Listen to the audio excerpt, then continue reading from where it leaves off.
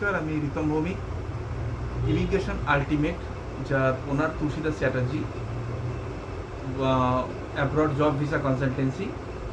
ওনাকে আমি টাকা দিয়েছিলাম, 3,70,000 টাকা দিয়েছিলাম 2021 সালে শেষের দিকে পোল্যান্ডের কাজের জন্য। কিন্তু কিছু কারণের জন্য জবটা হয়নি, উনি ভিসাটা করতে পারেননি।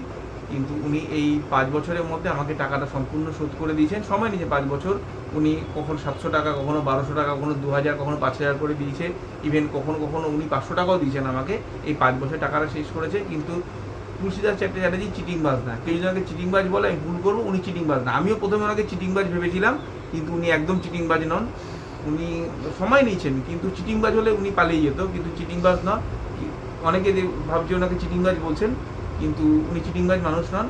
উনি আমাকে 5 বছরে অল্প অল্প করে 5 বছর সময় নিয়েছে, কিন্তু আমার পুরো 3,70,000 টাকাই উনি দিয়ে দিয়েছেন আমাকে ফেরত। তো আমি সবাইকে বলবো, ভরসা করতে পারেন, উনি চিটিংবাজ না, কারণ আমার সাথে চিটিংবাজি করেননি।